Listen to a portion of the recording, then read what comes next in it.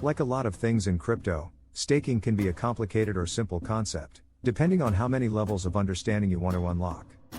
For many traders and investors, the most important thing to know is that staking is a way to get paid for holding certain cryptocurrencies. But even if you just want to get some staking rewards, it's helpful to know at least a little bit about how and why it works the way it does. But before we start our video, please subscribe our channel and also press the bell button. How does staking work? If the cryptocurrency you own supports staking, like Tezos, Cosmos, or now Ethereum, with the new ETH2 upgrade, you can stake some of your holdings and earn a percentage rate reward over time. This is usually done through a staking pool, which you can think of as a savings account that pays interest. When you stake your cryptocurrency, it earns rewards because the blockchain puts it to work. Proof of stake is a consensus mechanism that cryptocurrencies that allow staking use to make sure that all transactions are verified and safe without a bank or payment processor in the middle. If you choose to stake your crypto, it will be a part of this process. Why do only some cryptocurrencies have staking? Here, things start to get more complicated. For example, Bitcoin doesn't let you stake. To know why, you need to know a little bit of history. Most cryptocurrencies are decentralized, which means that there is no one person or group in charge. So how do all the computers in a decentralized network find the right answer without getting it from a central authority like a bank or credit card company? A consensus mechanism is what they use. Proof of work is a way to reach a consensus that is used by many cryptocurrencies, like Bitcoin and Ethereum 1.0. Through proof of work, the network uses a lot of processing power to solve problems like confirming transactions between strangers on opposite sides of the world and making sure no one tries to spend the same money twice. Part of the process is that miners from all over the world compete to solve a cryptographic puzzle first. The winner gets to add the most recent block of verified transactions to the blockchain, and in exchange, they get some cryptocurrency.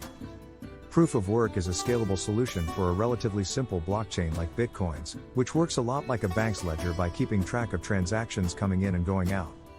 But when there's too much activity, proof of work can slow down something more complicated like Ethereum, which has a lot of different uses, like the whole world of DeFi running on top of the blockchain.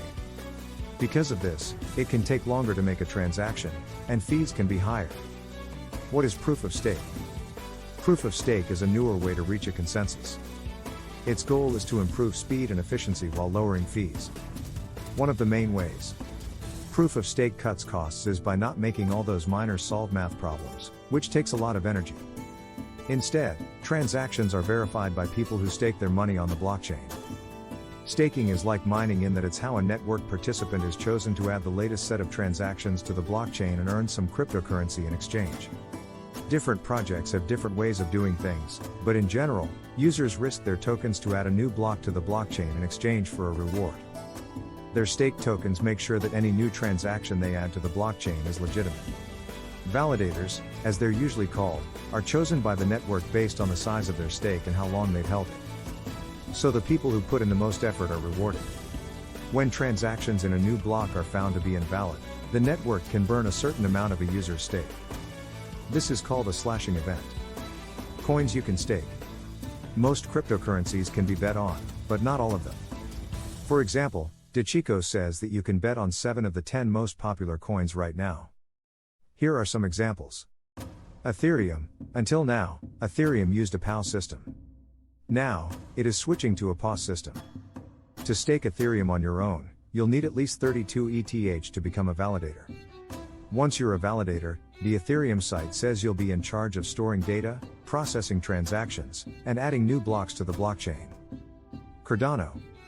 Investors can also send ADA, the currency of the Cardano network, to staking pools to get rewards. Cardano users can even set up their own staking pools, as long as they know how to set one up and run it. Solana. Solana, or Sol, can also be staked or given to a staking pool, as long as an investor has a digital wallet that supports it. From there, all you have to do is choose a validator and decide how much you want to bet.